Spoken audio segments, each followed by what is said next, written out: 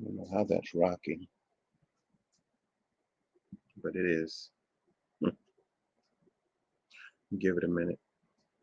I'm going to give it a minute, people. Give me a second, because we got a lot to talk about today.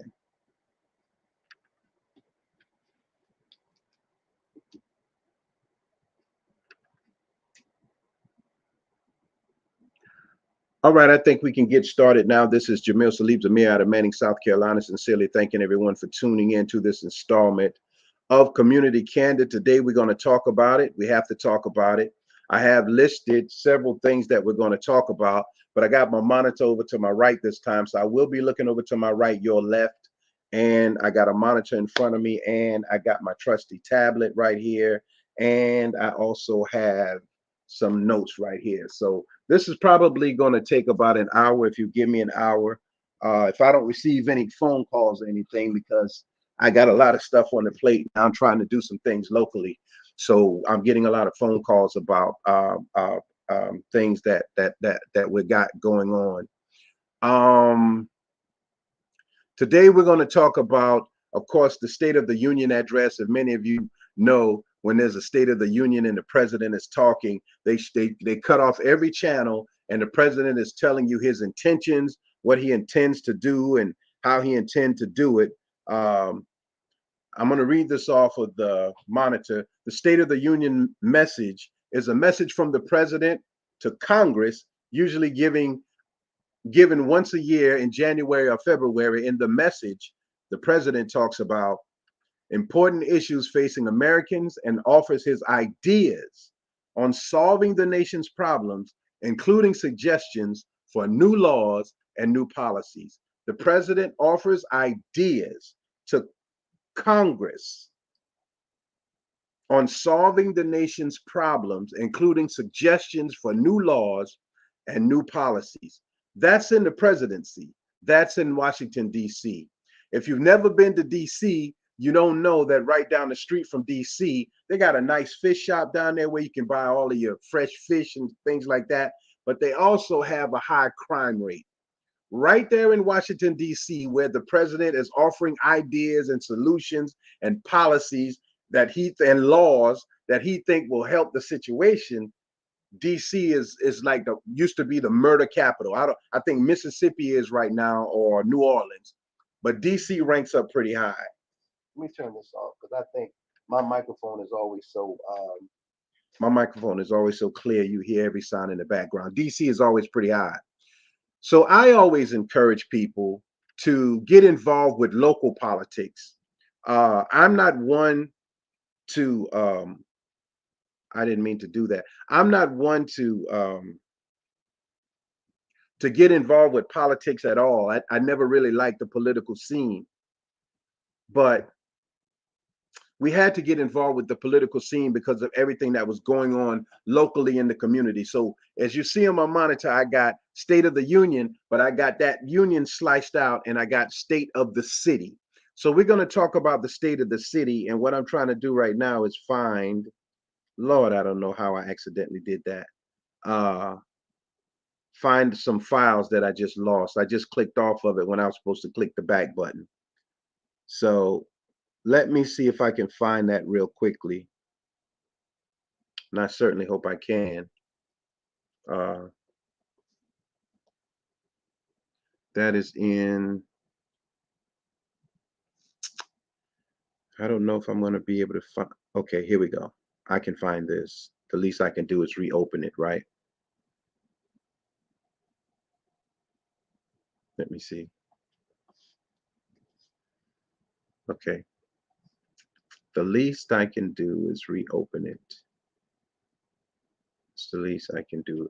I'm going to extract it, and I'm extracting it to, I'm going to replace it. Just a minute. Here we go. I won't X off of it again. Jesus Christ. All right, let's get started. I read about the State of the Union. So what I want to talk about today are several subjects. In particular, politics, local politics, crime in the community, fear in the community, and willful ignorance in the community. Then I want to tap into something very important, but I want to talk about this first. Something that Almighty God, Allah, and I'm calling God Allah. You call him Jesus, you call him El Shaddai, you call him Elohim, you call him the sustainer, the best knower. He has many different names. I choose to call him Allah, the all of everything. So I call him Allah. And I'm going to begin to use that term Allah. You can call him Jesus, Jesus Christ. God does not clash with himself. I'm praying that we can understand that. I am a Muslim, but I am a Christian. I am a Jew. I am all these things because I find all of these books intertwined with each other. So let's get into the meat of the subject. I'm giving you a scenario. I used to live across town in Manning, South Carolina. Many of you know about cross town. My biggest challenge in living across town was I was living as a Muslim in the heart of the ghetto where drugs and crime were rampant in the community. It was rampant. And I was raising 3 boys and a wife and myself in a small house behind what used to be a barbershop, Good Blood Barbershop. Raising them, trying to get them to see the good side of life without getting engulfed by ghetto mentality. I didn't want my children to get engulfed in thinking that they were the N-word, get engulfed in thinking that they had to sell drugs, they had to be thugs, they had to treat women badly, they had to carry guns, they had to shoot people, but that was the normal. So in the heart of that, like being in the heart of hell, you're trying to keep a balance in your family along with your wife and yourself, because this world will consume you. We're talking about the state of the union, the state of our city. Attention. I'm sorry. I knew people are gonna be calling. So I'm gonna have to hit the button and stop the call from coming through. So we're talking about state of the union, state of our city. This is Manning, South Carolina. I'm in Crosstown. There was always prostitution and drug activity going on in that area. But a new group of people came in from Florida, and they brought a new drug called crack cocaine. And a lot of our people got caught up not only in the crack cocaine, but in the idea of these new people with all of this money and access to guns, and so the women who were living from across town start flocking towards these new people who had things that we had never seen before. I'm coming to a point. These people who infiltrated our community, which was bad, but not as bad because we were all really a community. We were all together, and there wasn't many people fighting each other who lived there. Most of the fights started from outside entities, people coming in trying to take control. So these new people come in, and they came in with a mentality to take over the community. Their blueprint to take over the community was they would come in, find the houses and the people who were closest to the area they wanted to sell drugs and do what they wanted to do, befriend the people. They knock on your door. They knocked on my door. Hey man, we see you cutting hair and taking care of your family, man. If you need us to buy you some new clippers, if you need anything from us, man, you just let us know, and we'll take care of that. I said, man, I really appreciate it, but I don't need anything from y'all. I don't need anything. Because if you don't resist the evil that's trying to infiltrate, if you find out that you have cancer in its earliest stages, stage 1, and you don't fight that cancer, if you ignore that cancer, then that cancer will become stage 2, stage 3, stage 4, stage 5, and eventually you'll die. So you got to start to attack the cancer by rejecting the idea that the cancer is going to take over your body. You change your diet, you take medication, you go get checkups, you keep your eye on your blood, your white blood cell count. So when they came in and I understood by God's permission what they were intending to do, make friends with the community and then take over the community and then strong arm the community. Because once you let them in and they set up shop, 9 times out of 10, you're never going to get them out. I'm coming to a point. Politicians do the same thing. This is a political season. So now you see them knocking on doors, shaking babies and kissing hands and putting signs all up over the place and having community rallies and acting just like gang members. Look at the posts that they put up on the internet. Look at how they talk. Somebody talking about me and my family, and somebody talking, and somebody talking. And if you decide you don't want to vote Democrat, well, the Democrats come against you like the Bloods or the Crips, and they're going to make life bad for you because you don't see things the way they want you to see it. But if you don't resist these people, I'm talking about people who come to the community with their own idea of what a community should be, and they're disrupting the peace of the community. I'm talking about gangs. I'm talking about politicians. I'm talking about preachers. I'm talking about all of these people. So they came across town with an agenda. But I did not accept the agenda. So I told them I don't want nothing. Now, Good Blood accepted the agenda. So he let them set up. It was his house, but he let them set up on the little stoop in front of his shop to hustle dope, to hustle drugs. But here's the thing. Because I did not accept it, there was a level of respect beyond my ability to comprehend at the time. But when it got violent right there by my house, and I went outside and I said, I need you all to move from this area because it's loud, it's violent, and I have concern for my family. They resisted a little bit, but they respected the fact that, oh, this cat right here says he's trying to be a family man and he's sincere about it because he did not accept what we gave to him, easy money. He ain't accepted, he rejected it. This man is a family man. So they respected that and they moved down the street to Tim's shop, right in front of Tim's shop, where that's when all the violence started, all the killing started. And a lot of people got killed across town over nothing. That is the end result of letting simple-minded people take control in your community. We're talking about the state of the union, the state of our community. We're talking about fear, crime, and willful ignorance. Now, Allah God showed me while I lived across town. He showed me that all of cross town would eventually become a ghost town. I have it written in my book called Few. It's 3 volumes. Many claim called, but few are chosen, but I call it Few. It is a non-fiction book. It ain't just some story that you can get excitement out. It's a true story.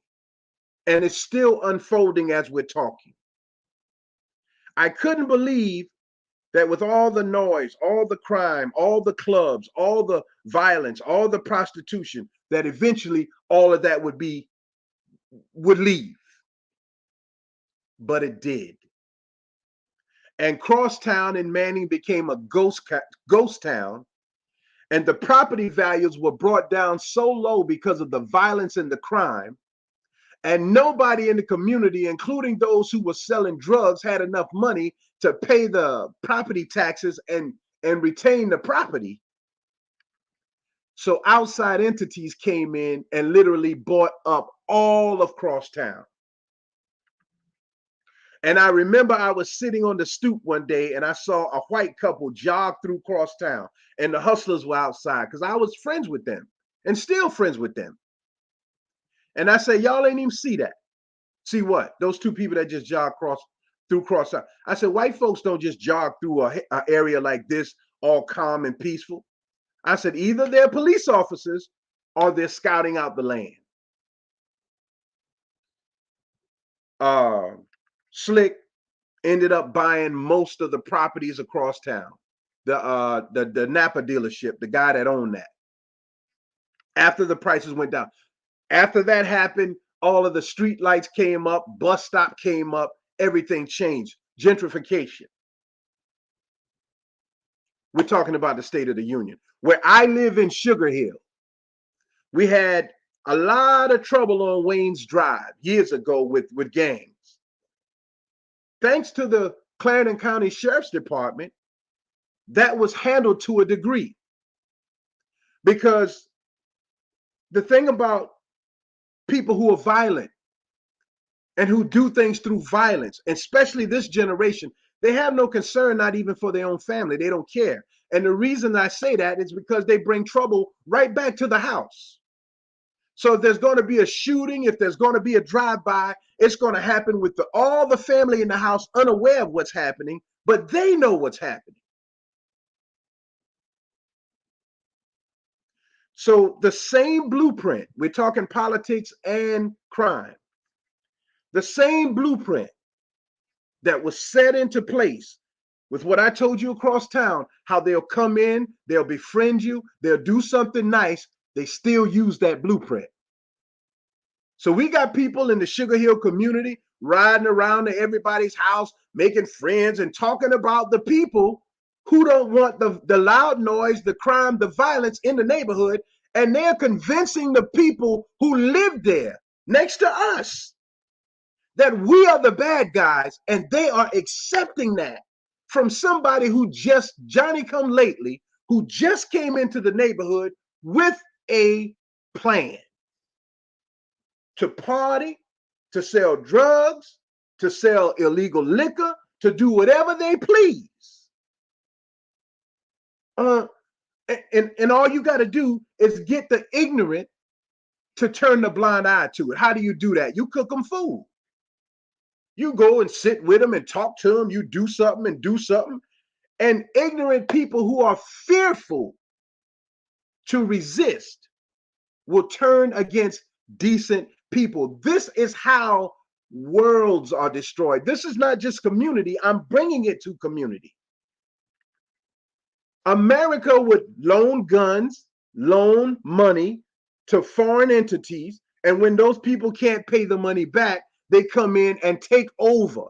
So you go to all of these different countries and you see a McDonald's, a Burger King, and you think this is just mutual respect. It's a takeover. So I'm trying to school you before I get into something else about how these things work. And then you get political figures, and this is the most important thing. Yeah, I got some things I want to read too. But you get political figures, particularly black people, who never had nothing and then grew up into political positions and learned the tricks of the political positions that will keep them, their family, and the people that they like in positions of power. You look into the town and you see all the people who run together. It's not by accident. This is by their design. But Allah says they plan a plan and I plan a plan and I am the best planner. That's what God says. I'm the best planner. So throughout biblical text, God chooses a person. I'm coming to a point. And he pours his knowledge into that person and he says, the government is planning to go against the people, or he says, I want you to go and free these people. Moses, Noah, I want you to warn these people. And you must do these things. But if you reject it, God is not going to press you. I didn't reject it. When I saw the truth, I wanted to share the truth. So now you got these black political figures. And now not only are they adding in black figures, but they're adding in transgender, gay, binary, he, him, and hers, to put you and I in a position where we can't say anything about anything, because then it seems like we're being judgmental. So the black politicians are worse than the white ones at this point. Because if you refuse to vote for them, or if you speak out against what they are doing, or if you choose to ask them, what are you doing? Why are you doing it? They get in their circles and they invite people to their private meetings and they talk about you. They talked about me in a sly way. Call me a spy. I'm spying on the Democrat. Are you kidding me? Spying on the Democratic Party. I'm not the one out there exposing what y'all got going on. That's not me. Nor would I spy on a political party. But when it comes to community and the state of the community, and you have political people in political positions who make sure that their house is clean, their yards are clean, their community is clean, their job is secure, people that they want in positions stay in those positions. And you look at your children, your husband, your wife, who are qualified for positions but will never get them because these people we vote into office have decided they want to take on a privatized collective of their people. And they think that in our willful ignorance, we will not speak out against that. And if we do speak out against it, they literally try to silence our constitutional right to the freedom of speech.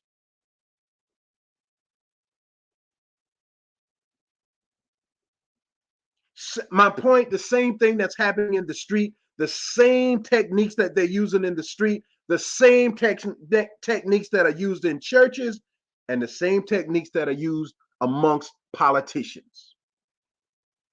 White politicians stay in the Democratic Party because they know that black folks will vote for them, but they have an agenda. I'm saying this for a reason. They buy up, we got political figures buying up all the homes, all the tax lien homes, and making a ghetto because all they want is the money. They have no connection to the people, nor do they have a connection to the community. But they will smile and they will tell you, I'm working on it, I'm working on it. And the work on never comes. So the stage 1 cancer or the radical cancer cells begin to organize and become a bigger cancer as the people who could have prevented it step back and allow it to happen. That's what the Bible is all about. I'm telling you what the people are going to do against you. And I'm telling you that if you stand up against them, I will back you. That's what God is saying. But if you are silent about it, then you got to deal with the consequences of what the people do. Don't call on me. So let's go into some things real quick. I want to go to the book of Revelations. And what does God say about liars? And this is what we're dealing with in this political season. And this is what we're dealing with when people come to your community trying to convince other people that you're a bad person. You've been there most of your life. And these people believe that you are a bad person because they are afraid, because they have their own dirt that they're trying to hide. And most of them are drug addicts and they need drugs. And these people provide for them their fix. So they are willing to sacrifice the entire community. Do you know what happens in a drive-by shooting with these high-powered weapons? Those bullets, those 223 bullets, 5.56, those bullets are able to penetrate a human body, a complete structure, and go through that structure to another structure.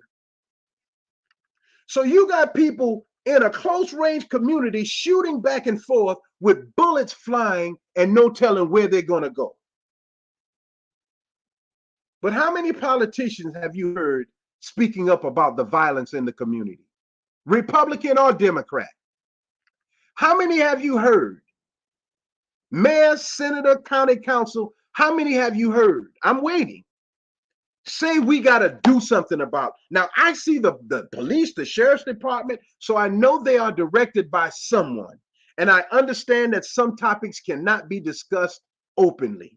And I personally know that I've called on the sheriff's department. I've called on the police department for assistance, and they assisted in the best ways they knew how. So I can't knock that. But living across town, since we were there, it has been revealed the crooked police.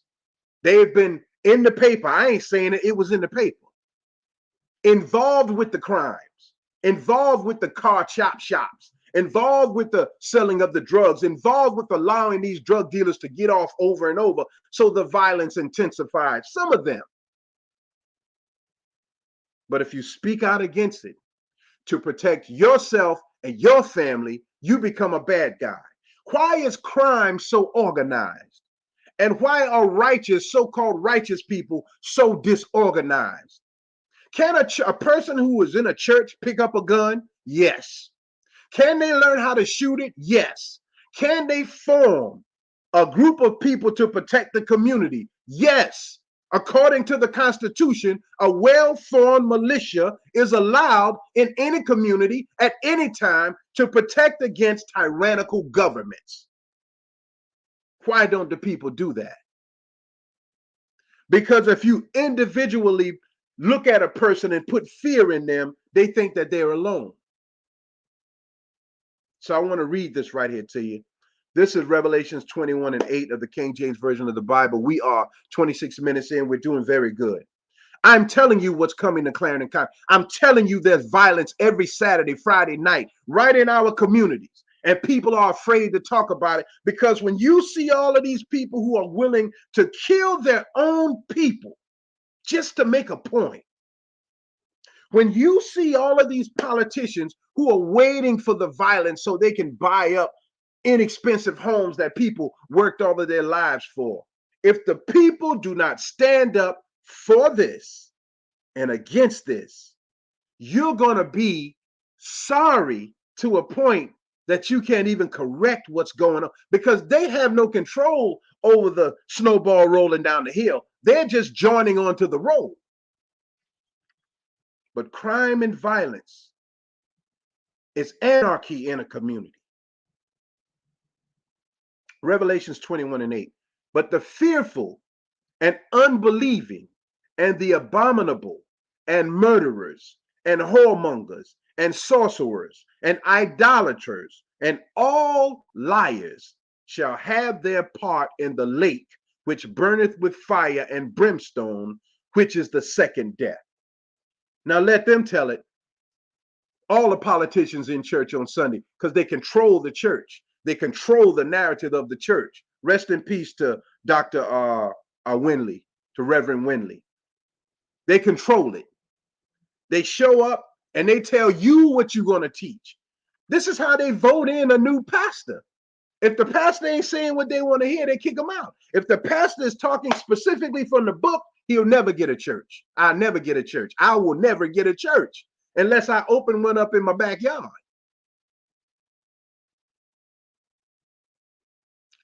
Everyone will be held accountable for what they're doing. Now I want to point out a few things. I want to read this first. I think I'll read this first.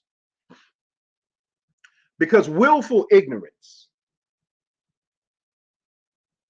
See if I can find it. People think that ignorance is bliss. And people think that as long as I act like I don't know, or as long as I don't hear the truth about something, I won't be held accountable for it. All you're doing is building up karma for each generation.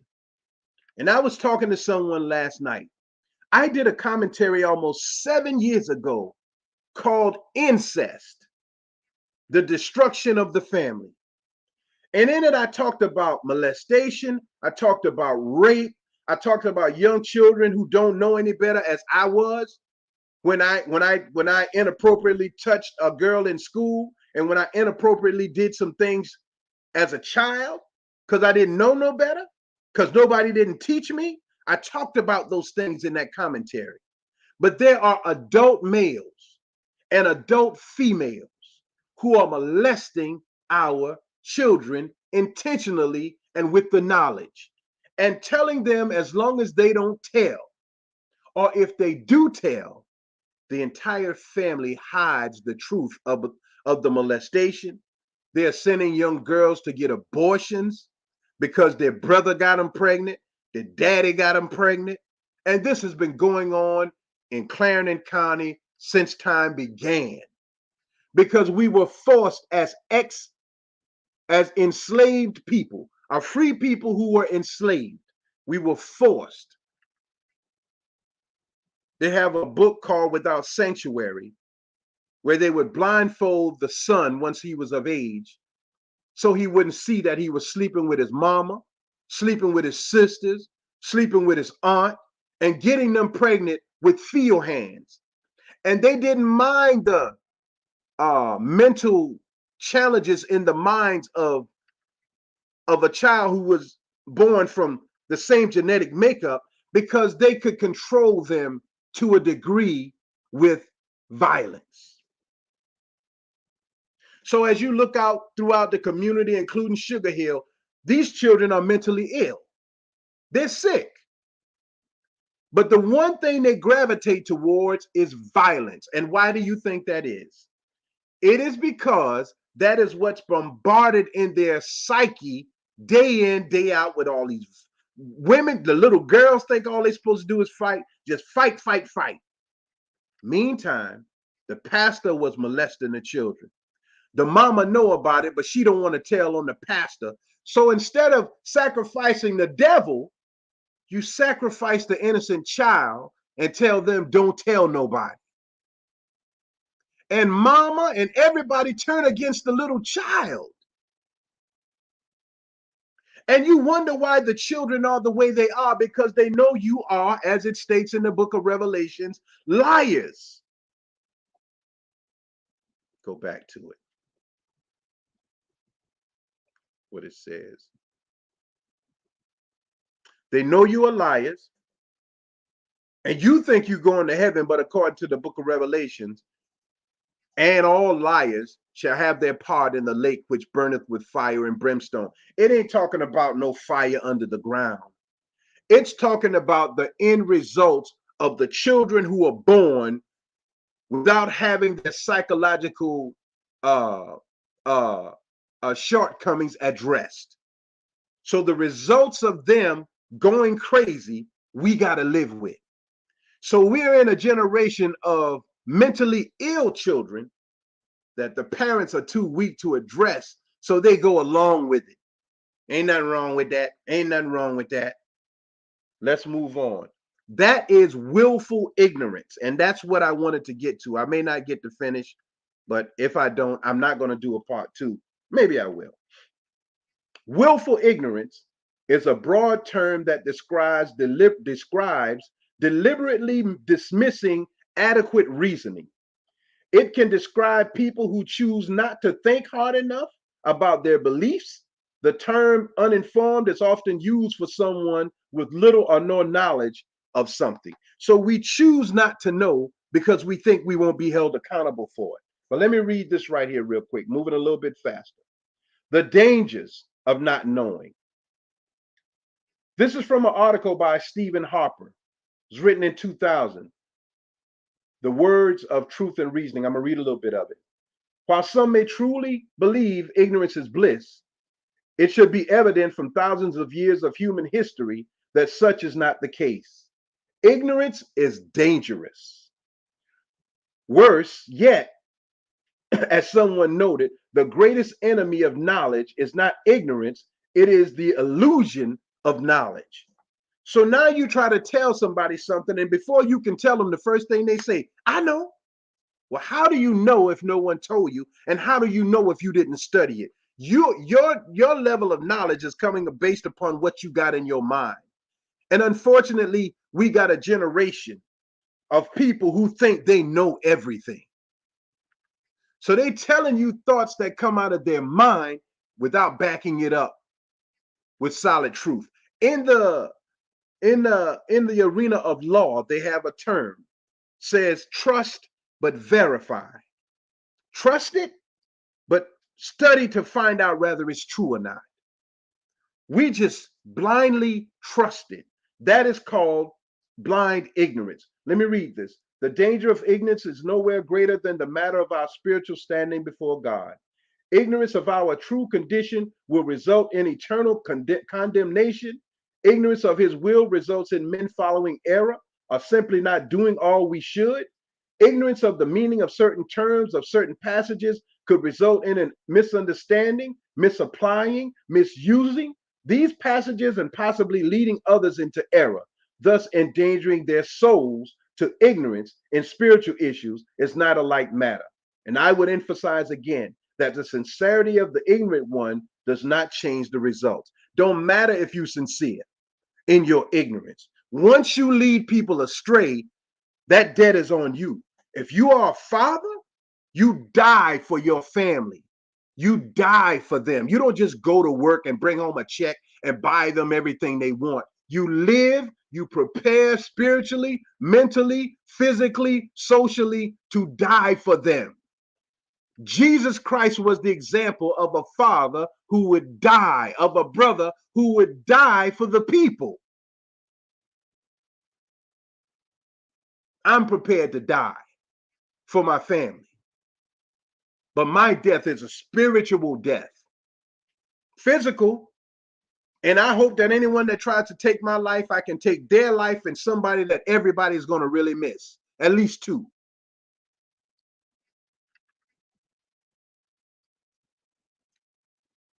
Ignorance is the issue. And so I want to clarify a few things before I close. We are 36 minutes in. The reason people don't listen to my commentary, because they don't want to be held accountable or nothing about anything that I say. The Bible says in Thessalonians that you're looking for preachers who tell you good things, who tell you lies. That's what the book says. Tell us what we want to hear. But I want to go into the book of Numbers and Moses, who wrote the book of Numbers, according to the scholars, and what the book of Numbers means, and then we're going to close on that. Who wrote the book of Numbers? Moses is the author of Numbers. He was called by the Lord to lead the children of Israel out of bondage. That's anyone who is enslaved and in bondage must be led out of that bondage. If a person releases you and does not check you psychologically and does not correct the damage of your psyche and your spiritual damage, they have not freed you. So we are not a free people. We are still an enslaved people, black people in America. And you can't send us back to Africa and we free. We are Americans. We need the knowledge of who we are, what we are, how to survive in this world without the assistance of other people, unless we're working together as a unit. Moses is the author of Numbers. He was called by the Lord to lead the children of Israel out of bondage in Egypt, through the wilderness and to the promised land of Canaan. Moses witnessed most of the events recorded in the book of Numbers. Moses lived it. I'm telling you, I'm not a Moses, but I'm telling you that what I tell you in my commentaries, I lived it. And keep in mind that the children of Israel got into the promised land of Canaan. Number one, the elders did not fight for them,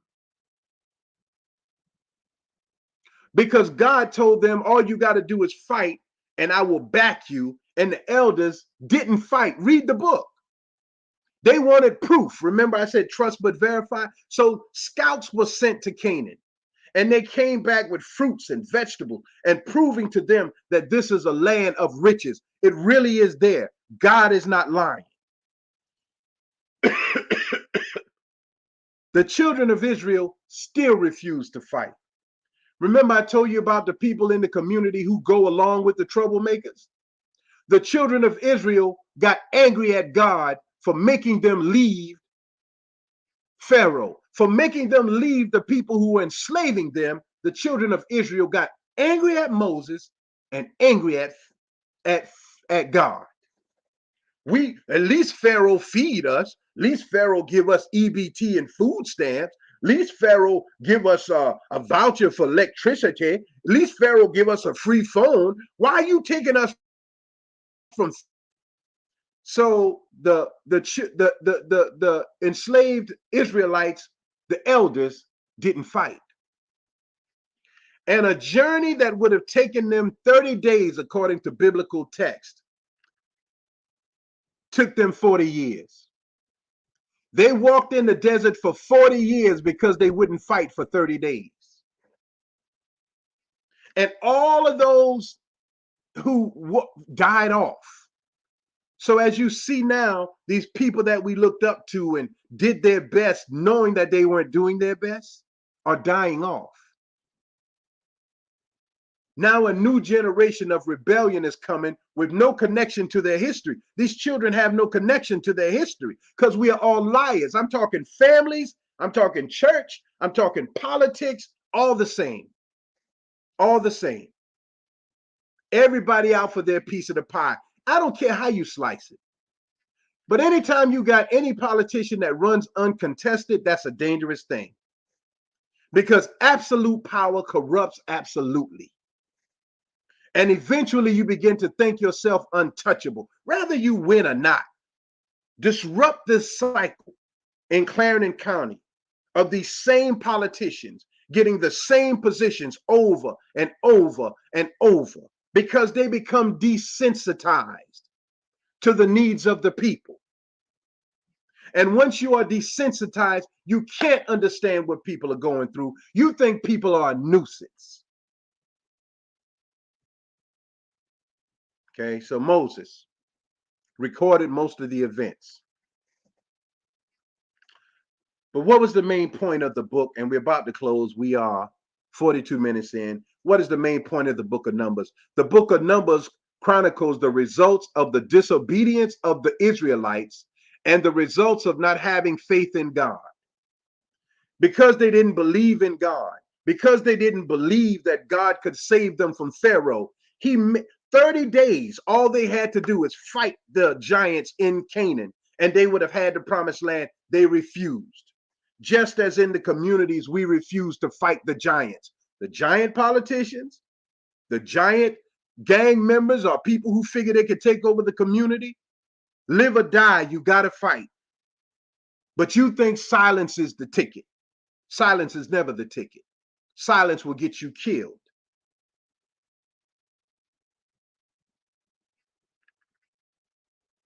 The book of Numbers chronicles the results of disobedience of the Israelites and the results of not having faith in God. Specifically, it focuses on the Israelites' failure to uphold their commitment to God and the subsequent punishment of being kept out of the promised land. Silence.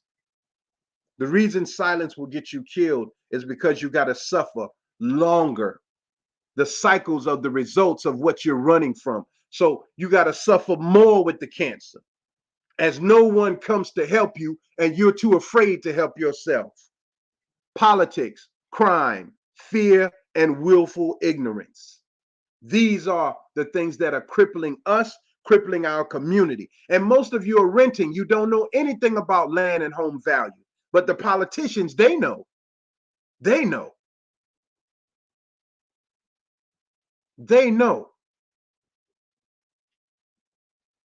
You lived in rented properties all your life. You think somebody come cut your grass, fix your pipes. You don't have to do none of that. You don't. And then you got these people who constantly help you do dirt. That's what's happening on Sugar Hill. There's a ton of people helping these people do dirt. A ton of them. So we look like the bad guys. We look like the weaklings. But Allah is not a weak God. And I got to die on proving that Allah is not a weak God. Jesus is not a weak son of God.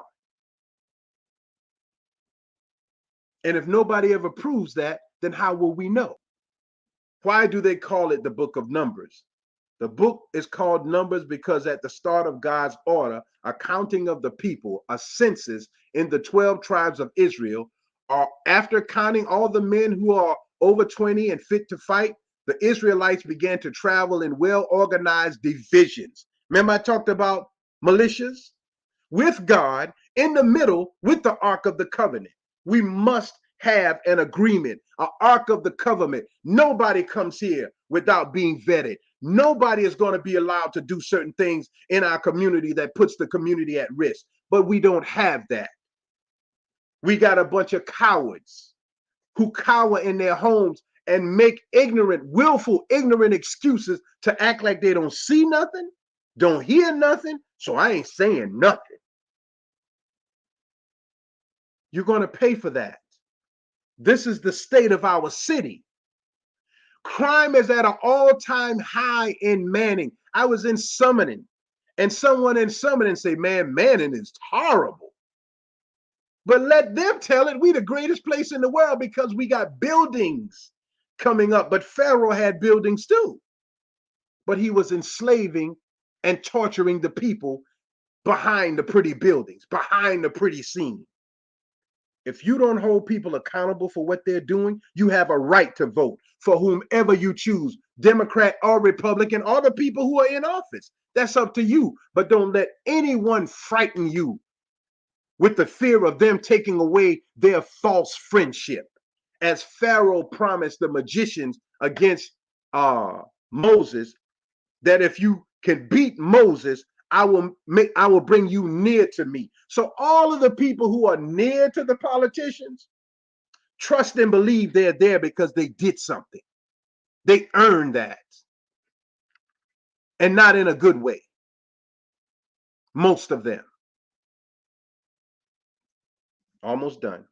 Who wrote the book of Numbers? Of course, Moses. I read the main point of the book. I think I did them all. Yeah.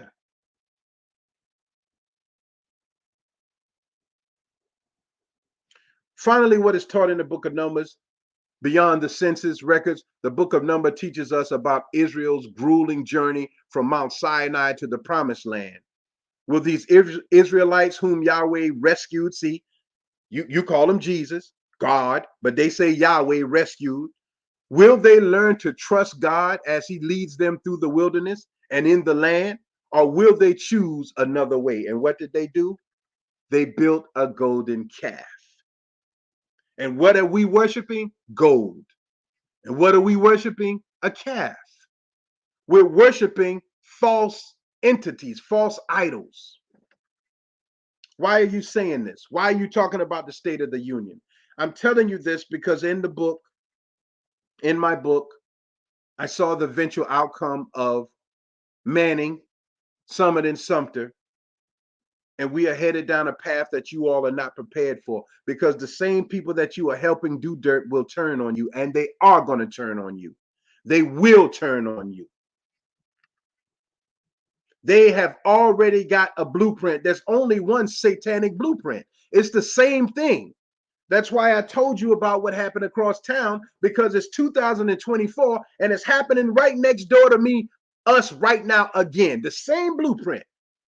Make friends with the people, blind them to what's really, we good people in it. We do good stuff in it. We don't bother nobody in it. We ain't causing no trouble in it. That's what they do. Male or female, I don't care who it is. This is how they try to take over a community. And they have backing of someone who understands the laws of the land. Somebody is backing them up. But God is bigger than all of them. And if we can't prove God is real, we might as well shut up shop and join the party.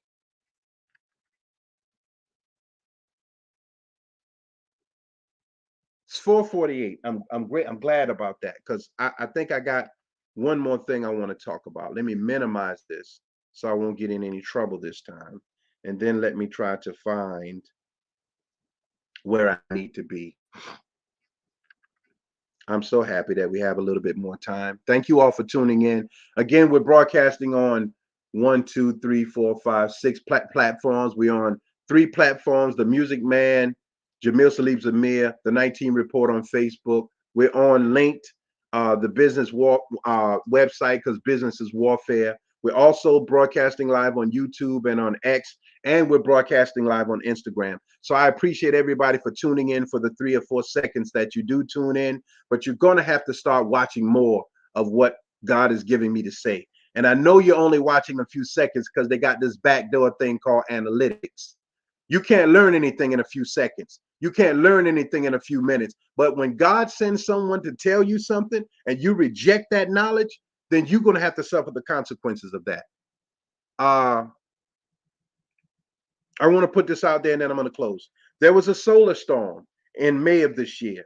And this solar storm, the magnetic pull of that storm was so strong that it affected the farm equipment.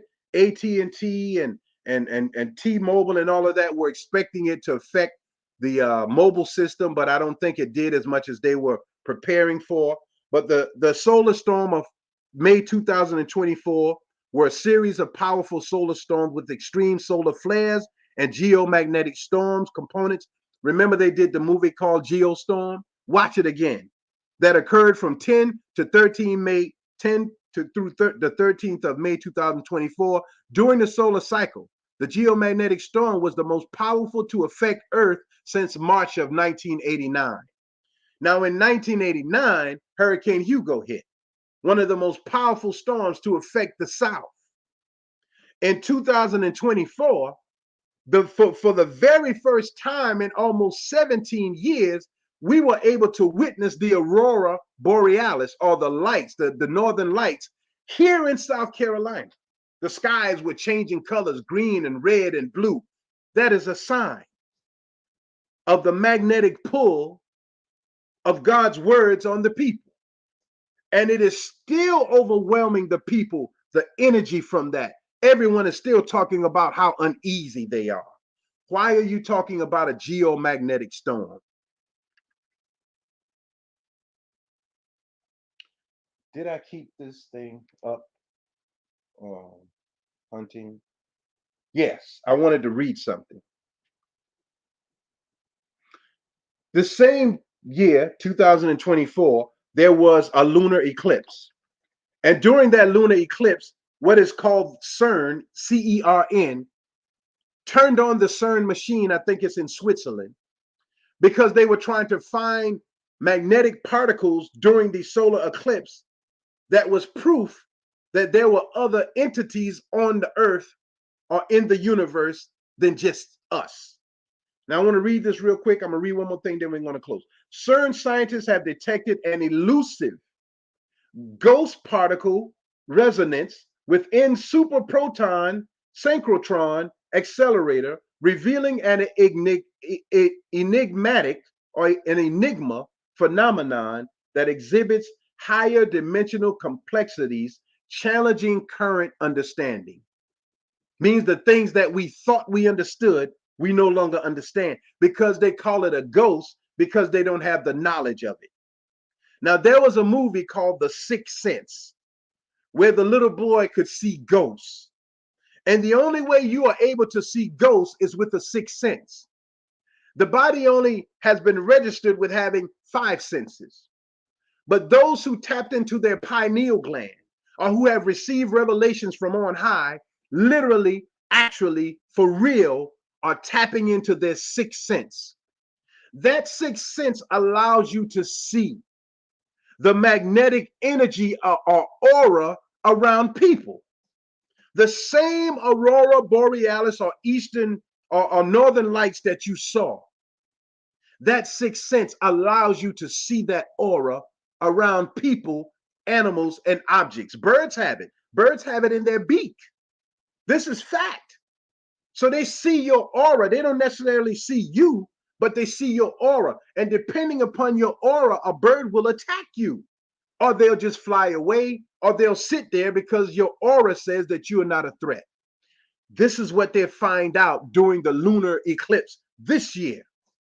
The magnetic substance in the human body that was never detected, but was always there, that. This discovery represents a significant milestone as the resonance multidimensional natural demands profound shifts in how such phenomena are capitalized and modeled within the field of particle physics. The very description of the resonance phenomenon as a ghost invites exploration of metaphysical notions that have long permeated human culture, such as ghosts, spirits, and conceptions of intersecting realms of dimensions. Across diverse wisdom traditions, esoteric philosophies, parallels can be drawn between the ghost resonance, and depictions of alternative planes of existence that coexist with and with influence our physical world. These things are real. They knew it, but now they're gradually introducing it to the people. 5:55. I mean, 55 minutes in, we're doing fine. Thank God. As scientific frontiers expand their discovery, like the ghost particle, pressing questions emerge regarding ethical and regulatory frameworks that balance between societal responsibilities. In the very near future, you will begin to think you see UFOs and all the pictures of God in the sky and the white Jesus in the sky, because once they learn how to regulate these particles, they can produce optical illusions with the sixth sense or the ghost energy. They can create things. In China, look it up. Look it up for real. In China, they videotaped a complete city in the clouds. They're testing this equipment. They videotape images of people walking in the clouds. Now imagine an ignorant person who accepts willful ignorance, who will believe anything that is said to them. Imagine that. As with the Orson Welles did the War of the Worlds on the radio, and everybody got into their bunkers because they thought that aliens were invading the earth. It was a test run.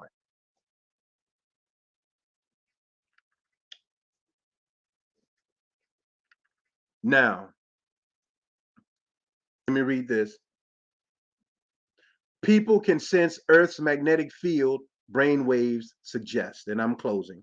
A new analysis of people's brain waves when surrounded by different magnetic fields suggests that people have a sixth sense for magnetism. A sixth sense. That's what I see in people in my community. I don't care how much you smiling, how much you laughing and talking. I see your aura when God allows it. And most of the time it is dark, demonic energy. I have a son, my son Kwame. We lived across town. Three entities came in the house when everybody was asleep. Dark energy. And they were after him. And I stood in front of him as a father is supposed to block these entities, but their energy, they went right through me in the dream and went to him. And as I hopped out of my sleep, he was sitting on the floor playing with toys on the floor. And I realized we can't protect our children with just telling them what to do or how to do it. Same thing happened to my daughter. Same thing happened to all of my sons. Even my son now that I tried to keep in the house and quarantine them, they still got to him. They came in the house. I will let him tell you the story one day of that negative energy that infiltrated our home. But only those with the sixth sense could see it. Those who haven't developed their sixth sense, these things are taking over your mind and your body. In closing, so the scripture says, we war not against flesh and blood. I want to read that in closing. Let me type it in. We war not against flesh and blood. You know, that's one of the Ephesians 6:6-12. It says, for we wrestle not against flesh and blood, but against principalities, against powers, against the rulers of the darkness of this world, against spiritual wickedness in high places. See, the Bible, people, only certain people are able to see what's going on right now. And I'm not in tune with them. I only am focused on what God gave me. But I'm telling you, you can see that energy. I can see it in children. And I try my best to exercise it, not by beating them, not by fussing at them, but by explaining to them what's happening to them and why they shouldn't behave that way and what to look out for. State of the Union, State of the City. This is Jamil Salib Zamir. out of Manning, South Carolina. I sincerely thank you all for tuning in. Time slowed down for me. I was explaining to my son how time will eventually not matter to certain people. We just do all we can, and then we start back there later on. Thank you all for tuning in. And I pray you will share this message. It's that serious. The demons are taking over. And once a demon possesses a person and they are happy to have them, only thing can stop them is death. And then that same demon, that energy will leave them and search for another person. As it says in the scripture, seeking for a soul that it can devour. Thank you for tuning in. Jamil Salib Zamir, Manning, South Carolina.